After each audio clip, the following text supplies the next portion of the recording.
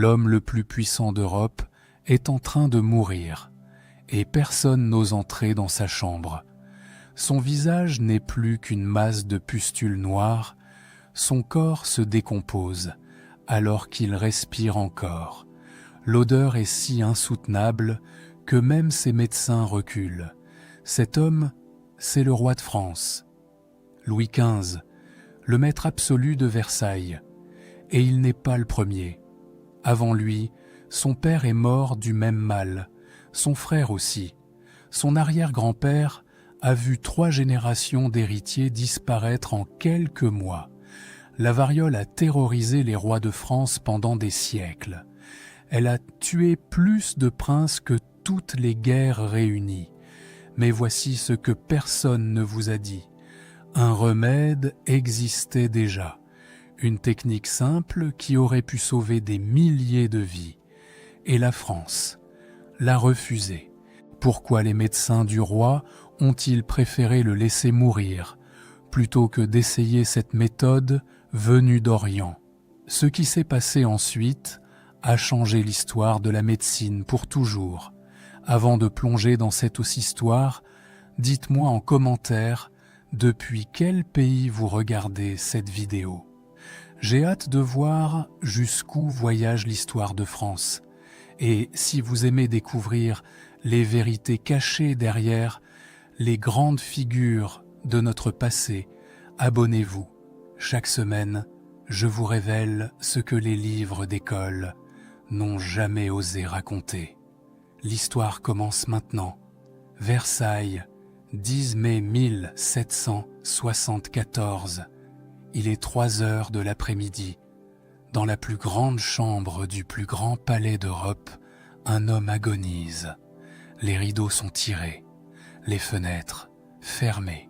Et pourtant, l'odeur qui s'échappe de cette pièce est si terrible que les gardes postés dans le couloir ont reculé de plusieurs mètres. Cet homme, c'est Louis XV, le roi de France, le monarque absolu devant qui les nations s'inclinent, devant qui les armées tremblent, devant qui les courtisans se prosternent depuis près de 60 ans. Mais aujourd'hui, plus personne ne veut s'approcher de lui. Son visage a disparu sous une croûte de pustules noirâtres. Ses yeux sont gonflés, presque fermés. Sa peau, autrefois soignée par les meilleurs médecins du royaume, n'est plus qu'une surface boursouflée, suintante, méconnaissable. Et le pire, c'est l'odeur. Le duc de Croÿ, l'un des rares témoins à avoir osé entrer dans la chambre, a écrit dans son journal « Le corps du roi exhalait une odeur si horrible qu'on ne pouvait rester dans la chambre. Ce n'est pas une exagération, c'est un fait médical documenté. Le corps de Louis XV a commencé à se décomposer alors qu'il respire encore. La variole, quand elle atteint ce stade, ne tue pas seulement, elle dévore, elle transforme un être humain en quelque chose que même ses proches ne reconnaissent plus. Tout a commencé 2 semaines plus tôt. Le 26 avril, le roi ressent les premiers frissons. Rien d'alarmant, une fatigue passagère, peut-être un refroidissement. Les médecins prescrivent du repos. Mais le 29 avril, les premiers boutons apparaissent, d'abord sur le front, puis sur les joues, puis partout. Les médecins royaux comprennent immédiatement. C'est la petite vérole, la variole, le fléau que tout le monde redoute, des plus humbles paysans jusqu'au prince du sang. À partir de ce moment, la maladie progresse avec une brutalité effroyable. Les pustules se multiplient, se rejoignent, forment des plaques entières. La fièvre monte. Le roi délire. Il appelle des gens qui ne sont plus là. Il parle à des fantômes. Autour de lui, la cour est paralysée. Personne ne sait quoi faire. Les médecins tentent les remèdes habituels. Saignée, purge, cataplasme. Mais rien ne fonctionne. Contre la variole, la médecine du XVIIIe siècle est totalement impuissante. Et puis il y a la peur. Une peur viscérale, animale, qui s'empare de Versailles tout entier, parce que la variole est terriblement contagieuse. Il suffit d'un contact, d'un souffle, d'un vêtement touché pour être contaminé. Et une fois contaminé, on a une chance sur 3 de mourir, parfois plus. Alors les courtisans fuient, les ministres trouvent des excuses pour ne pas venir. Les serviteurs hésitent à entrer. Le roi de France, l'homme le plus puissant du continent, se retrouve presque seul. Presque. 3 femmes refusent de partir. 3 femmes restent au chevet du mourant, jour et nuit, malgré le danger mortel. Ce sont les filles du roi, Madame Adélaïde, Madame Victoire et Madame Sophie. Elles n'ont pas été épargnées par la vie. Leur mère est morte quand elles étaient jeunes. Leur père les a souvent négligées, trop occupées par ses maîtresses et ses intrigues. Mais dans ces derniers jours, elles sont là, elles lui tiennent la main, elles lui parlent, elles prient, elles savent ce qu'elles risquent, elles savent que chaque minute passée dans cette chambre peut leur coûter la vie, mais elles restent. Madame Campan, femme de chambre de la future reine Marie-Antoinette, a raconté plus tard la scène. Elle a décrit ces 3 princesses, épuisées, terrifiées, mais refusant d'abandonner leur père. Elle a décrit leurs visages blêmes, leurs yeux rougis par les larmes et le manque de sommeil. Et elle a décrit ce moment où, finalement, le roi a cessé de respirer. C'était le 10 mai 1774, à 3h15 de l'après-midi. Louis XV était mort.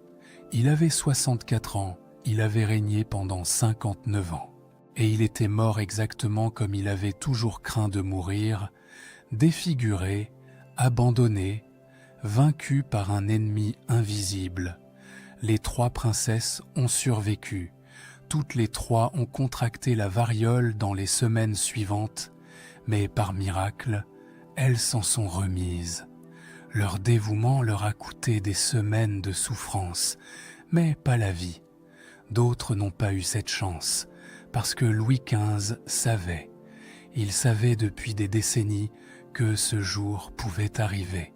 Il avait vu la variole frapper sa famille encore et encore, avec une cruauté presque personnelle. Son père, le duc de Bourgogne, était mort de la variole, sa mère aussi, son frère aîné également. En l'espace de quelques mois, entre 1711 et 1712, la maladie avait décimé 3 générations d'héritiers au trône. Louis XV lui-même n'avait survécu que par miracle. Il n'avait que 2 ans quand l'épidémie a frappé. Les médecins pensaient qu'il allait mourir comme les autres, mais il a survécu.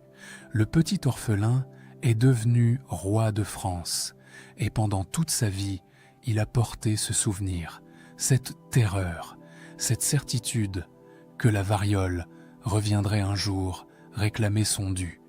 Il avait raison, mais voici ce que Louis XV n'a jamais su, ou plutôt ce qu'il a refusé de savoir.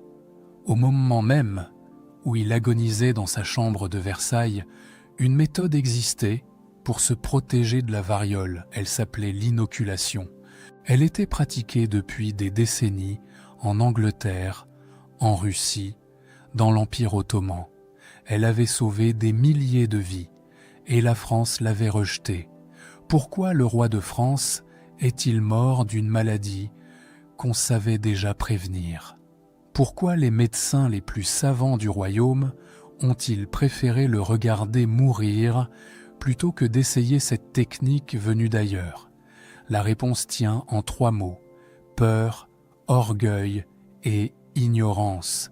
Et cette réponse va changer le destin de la France.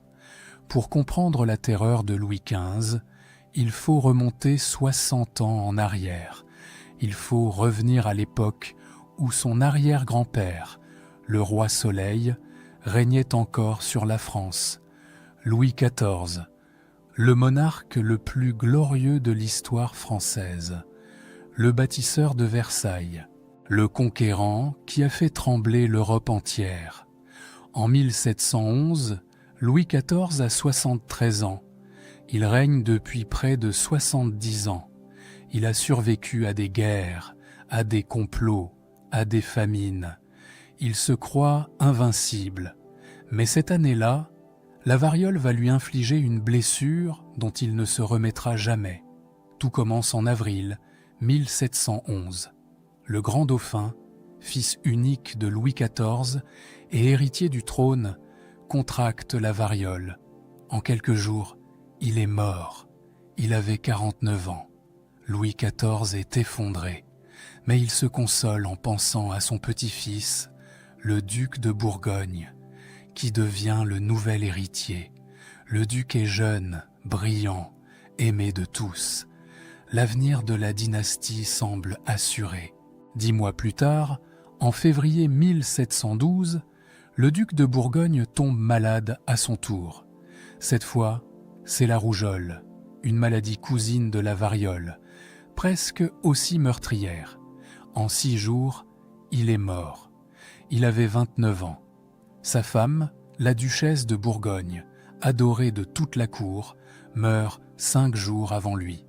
Elle avait 26 ans, et leurs 2 fils tombent malades en même temps. L'aîné, le duc de Bretagne, 5 ans, meurt le 8 mars. Le cadet, le duc d'Anjou, 2 ans, est si faible que les médecins l'ont déjà abandonné. En moins d'1 an, Louis XIV a perdu son fils, son petit-fils, sa petite-fille adorée et 2 de ses arrière-petits-fils. 3 générations d'héritiers effacées par la maladie. Versailles est plongé dans le deuil. Les tentures noires recouvrent les murs. Les messes se succèdent sans fin. Et dans les couloirs, une rumeur court. C'est un empoisonnement. C'est forcément un complot. La mort ne peut pas frapper aussi vite, aussi cruellement, sans qu'une main criminelle soit derrière. On accuse le duc d'Orléans, neveu du roi. On murmure qu'il a voulu éliminer tous les héritiers pour s'emparer du trône. L'accusation est fausse.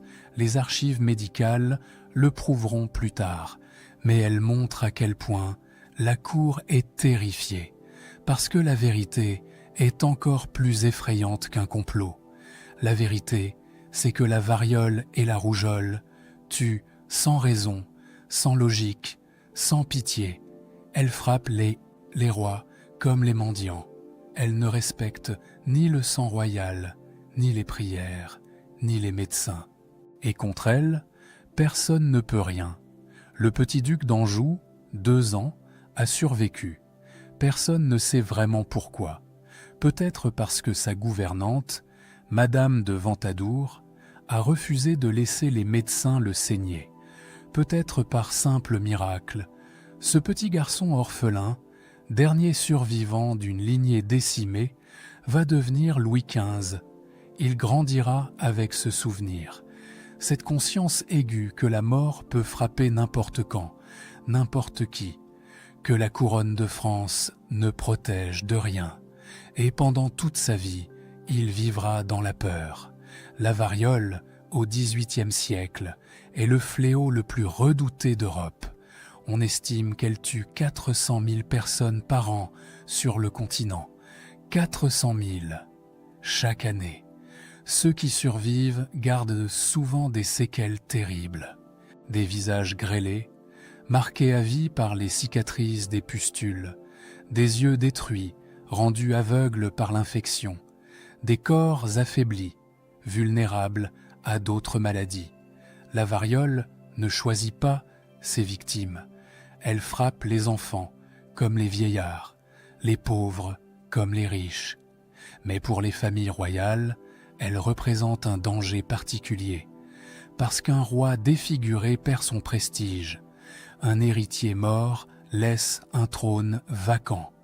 Une épidémie à la cour peut déclencher une crise politique.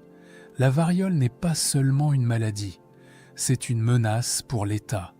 Et pourtant, Au moment même où Louis XV vit dans cette terreur, une solution existe.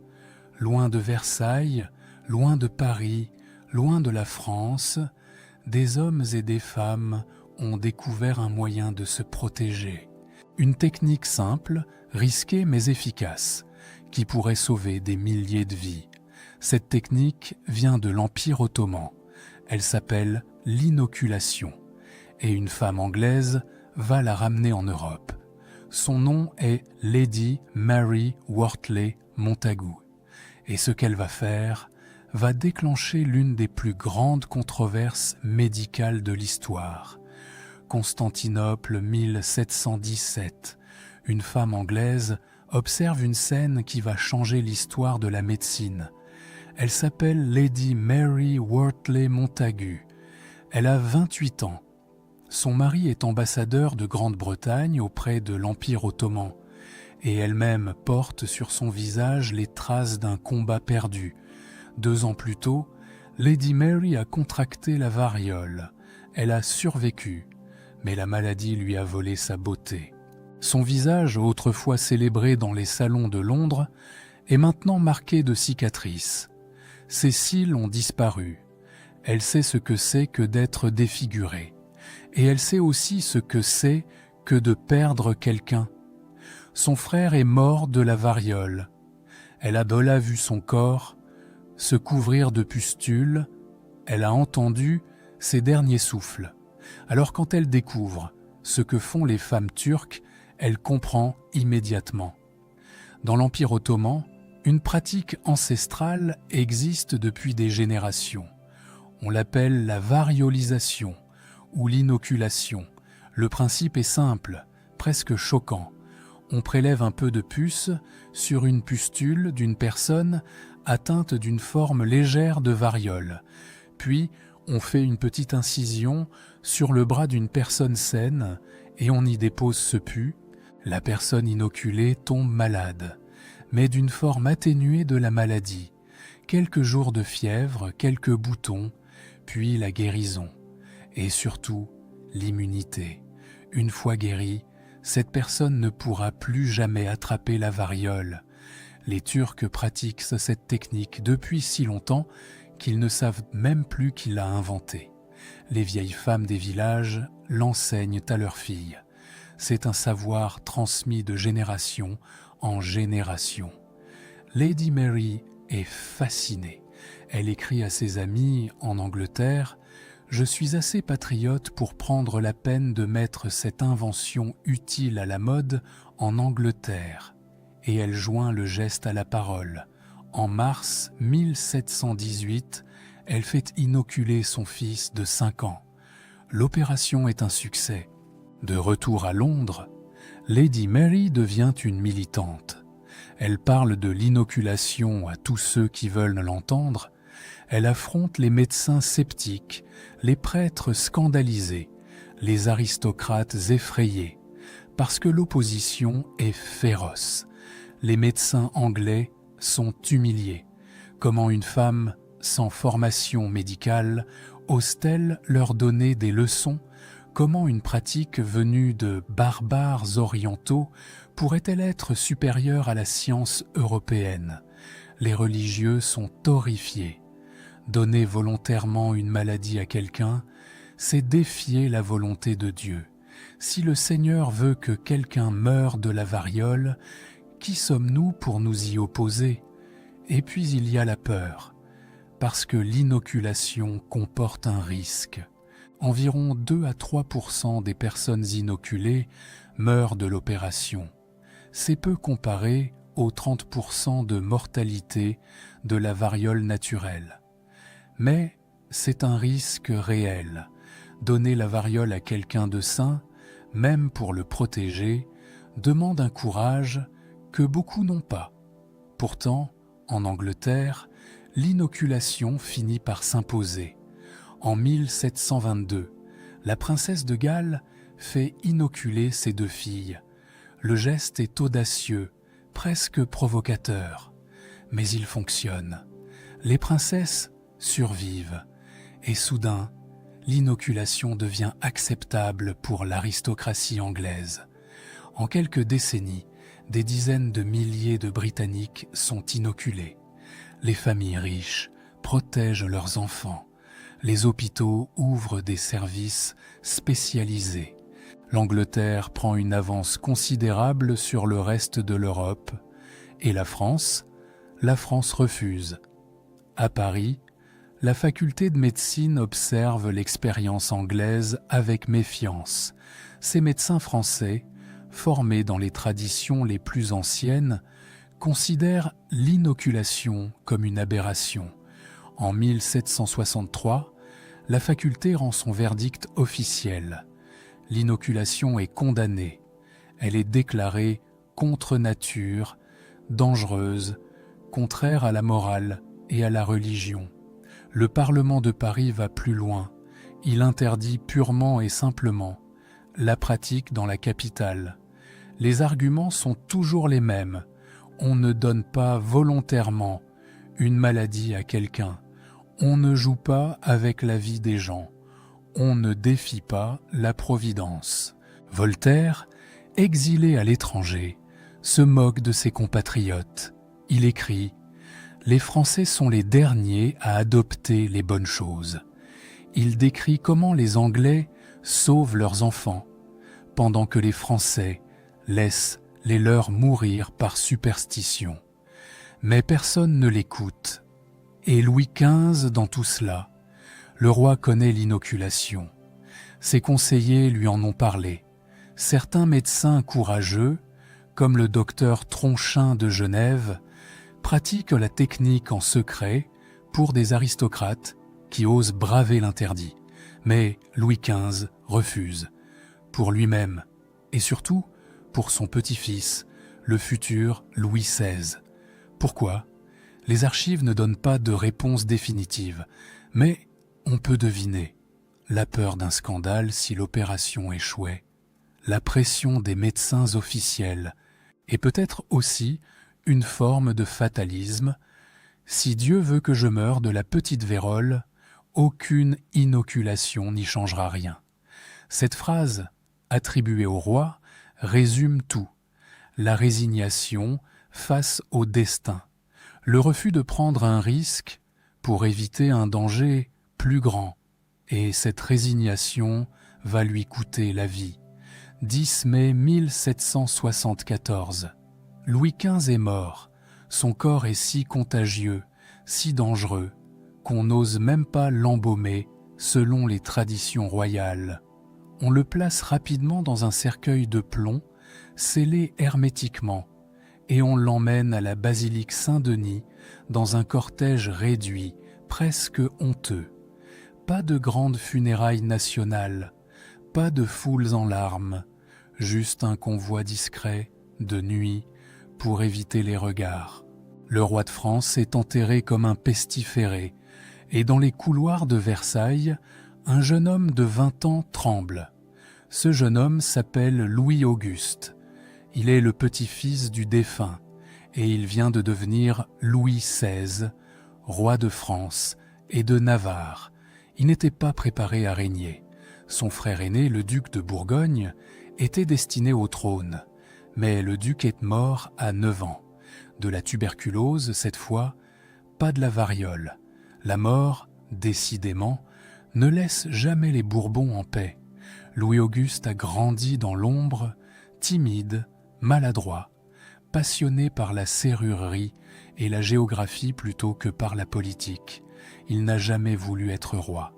Et maintenant, il vient de voir son grand-père mourir de la façon la plus horrible qui soit. Il a vu les pustules, il a senti l'odeur, il a entendu les râles d'agonie. Et il sait une chose avec certitude, il ne veut pas mourir comme ça. Alors Louis XVI prend une décision qui va choquer la cour. 6 semaines après la mort de son grand-père, le 18 juin 1774, le nouveau roi de France se fait inoculer. C'est un acte de courage ou de désespoir, peut-être les deux. Le médecin Richard est choisi pour l'opération. On fait venir un jeune paysan atteint d'une forme bénigne de variole. On prélève un peu de pus sur ses pustules et on l'introduit dans le bras du roi par une petite incision. Ses deux frères, le comte de Provence et le comte d'Artois, subissent la même opération. Si le roi mourait sans héritier, au moins la succession serait assurée. Pendant les jours qui suivent, la France retient son souffle. Marie-Antoinette, la jeune reine de 18 ans, vit les heures les plus angoissantes de sa vie. Elle n'a pas été inoculée elle-même. Elle est donc tenue à l'écart de son mari pendant toute la durée de la maladie provoquée. Elle attend, seule, terrifiée. Elle écrit à sa mère, l'impératrice Marie-Thérèse d'Autriche. « Le roi a été inoculé. J'ai passé les jours les plus affreux de ma vie. Et si l'opération échouait ? Et si le roi mourait, comme 2 à 3% des inoculés ? Ce serait une catastrophe politique, un scandale médical. La preuve que la faculté de médecine de Paris avait raison de condamner cette pratique. Mais Louis XVI ne meurt pas. L'éruption est légère, la fièvre modérée. En quelques jours, le roi est guéri et surtout, il est désormais immunisé. La variole ne pourra plus jamais l'atteindre. Marie-Antoinette termine sa lettre. Mais, Dieu soit loué, tout s'est bien passé. L'inoculation du roi change tout. Du jour au lendemain, ce qui était interdit devient acceptable. Ce qui était condamné par la faculté devient recommandé. Ce qui faisait peur devient à la mode. Les aristocrates se précipitent chez les médecins. Les bourgeois suivent. En quelques années, des dizaines de milliers de Français sont inoculés. La pratique se répand dans les villes, dans les provinces, dans toutes les couches de la société qui peuvent se le permettre, car c'est là le problème. L'inoculation coûte cher. Il faut un médecin compétent, un suivi attentif, des semaines de convalescence. Les pauvres, les paysans, les ouvriers n'y ont pas accès. Pour eux, la variole reste un fléau. Elle continue de tuer des dizaines de milliers de personnes chaque année. Elle continue de défigurer, d'aveugler, de détruire des vies. L'inoculation a sauvé les rois. Elle n'a pas encore sauvé le peuple. Mais l'histoire n'est pas finie. 22 ans plus tard, en 1796, un médecin anglais va faire une découverte qui changera tout. Il s'appelle Edward Jenner. Il vit à Berkeley, un petit village du Gloucestershire, et il a remarqué quelque chose d'étrange. Les fermières qui traitent les vaches attrapent parfois une maladie bénigne appelée la vaccine ou variole des vaches. Leurs mains se couvrent de petites pustules, mais elles guérissent vite, sans séquelles. Et ces fermières ne contractent jamais la variole humaine. Jamais. Jenner a une intuition. Si la vaccine protège naturellement de la variole, peut-être peut-on utiliser cette maladie bénigne pour immuniser tout le monde, sans le risque de l'inoculation traditionnelle, sans les 2 à 3% de morts. Le 14 mai 1796, il tente l'expérience. Il prélève du pus sur la main d'une fermière atteinte de vaccine et il l'inocule à un petit garçon de 8 ans, James Phipps. 6 semaines plus tard, il expose l'enfant à la variole humaine. James Phipps ne tombe pas malade. La vaccination est née. La découverte de Jenner se répand comme une traînée de poudre à travers l'Europe. En quelques années, la vaccination, ce mot nouveau, dérivé de vacca, la vache en latin, traverse les frontières, les océans, les continents. Elle arrive en France en 1799, portée par des médecins enthousiastes qui voient en elle la fin d'un cauchemar millénaire. Et un homme va comprendre immédiatement son importance. Un homme qui, d'habitude, ne s'intéresse qu'aux canons et aux conquêtes. Napoléon Bonaparte. Le premier consul, puis empereur des Français, est un esprit pratique. Il sait que ses armées perdent plus d'hommes par la maladie que par les batailles. Il sait que la variole décime ses régiments, affaiblit ses troupes, compromet ses campagnes. Alors il agit. En 1805, Napoléon rend la vaccination obligatoire pour la grande armée. Chaque soldat doit être vacciné avant de partir en campagne. Les médecins militaires reçoivent des instructions précises. Des registres sont tenus. C'est la première campagne de vaccination de masse de l'histoire. Et Napoléon va plus loin. Il ordonne la vaccination des enfants dans les départements. Il crée des comités de vaccine chargés de diffuser la pratique. Il fait de la lutte contre la variole une politique d'État. Quand on lui demande pourquoi il accorde tant d'importance à une découverte anglaise, alors qu'il est en guerre contre l'Angleterre, Napoléon répond « Jenner est un bienfaiteur de l'humanité. Je ne puis rien refuser à un tel homme. » Mais la résistance persiste. Dans les campagnes françaises, des rumeurs circulent. On dit que la vaccination transforme les gens en vaches, qu'elle fait pousser des cornes, qu'elle rend fou, qu'elle offense Dieu.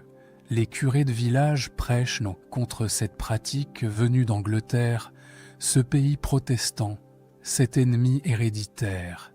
Les paysans méfiants cachent l'un de leurs enfants quand les médecins vaccinateurs arrivent. Il faudra des décennies pour vaincre ces peurs, des générations pour que la vaccination devienne un geste banal, accepté par tous. Et pendant ce temps, la variole continue de tuer. Moins qu'avant, certes, mais elle tue encore. Des milliers de victimes chaque année, principalement parmi les plus pauvres, ceux qui n'ont pas accès aux médecins, ceux que personne ne protège. Le combat durera près de 2 siècles. En 1967, l'Organisation mondiale de la santé lance une campagne mondiale d'éradication. Des équipes de vaccinateurs parcourent les régions les plus reculées de la planète. Chaque cas est traqué, isolé, éliminé. Et le 26 octobre 1977, le dernier cas naturel de variole est enregistré. Un cuisinier somalien de 23 ans, Ali Mao Maaline, contracte la maladie. Il survit. Après lui, plus personne. Le 8 mai 1980, l'OMS déclare officiellement la variole éradiquée. C'est la première fois dans l'histoire de l'humanité qu'une maladie est totalement vaincue. Edward Jenner avait écrit 2 siècles plus tôt « Les nations futures ne connaîtront la variole que par l'histoire. » Il avait raison. Revenons maintenant à Versailles. Revenons à ce jeune roi de 20 ans qui tremblait de peur en juin 1774. Louis XVI a survécu à la variole grâce à l'inoculation. Il ne mourra pas défiguré dans son lit, comme son grand-père. Il ne connaîtra pas l'agonie des pustules et de la décomposition. Il mourra autrement. Le 21 janvier 1793, Louis XVI monte sur l'échafaud, place de la Révolution à Paris. La guillotine met fin à sa vie en une fraction de seconde. Il y a quelque chose de tragiquement ironique dans ce destin. Le roi qui avait vaincu l'ennemi invisible a été vaincu par une révolution qu'il n'avait pas vue venir. La maladie qu'il redoutait tant ne l'a pas tué. Ce sont les hommes qui l'ont fait. Mais sa décision de se faire inoculer, prise dans la terreur au lendemain de la mort de son grand-père, a contribué à changer l'histoire de la médecine. Elle a rendu acceptable une pratique qui sauvera des millions de vies. La variole a terrorisé les rois de France pendant des siècles. Elle a emporté des héritiers, décimé des dynasties, fait trembler les plus puissants. Mais elle nous a aussi appris quelque chose. Elle nous a rappelé que les rois ne sont que des hommes, que le pouvoir, la richesse, les armées ne protègent de rien face à certains ennemis, que la mort ne respecte ni les couronnes ni les trônes, et elle nous a montré que le courage de quelques-uns peut sauver des millions. Lady Montagu, qui a osé défier les médecins de son temps. Jenner, qui a fait confiance à son intuition. Les médecins anonymes, qui ont vacciné des villages entiers malgré les menaces et les superstitions. Aujourd'hui, la variole n'existe plus. Elle dort dans 2 laboratoires ultra sécurisés, aux États-Unis et en Russie. Elle ne tuera plus jamais personne. L'humanité a vaincu l'un de ses plus anciens cauchemars. Et cette victoire, silencieuse et oubliée, est peut-être la plus belle de notre histoire.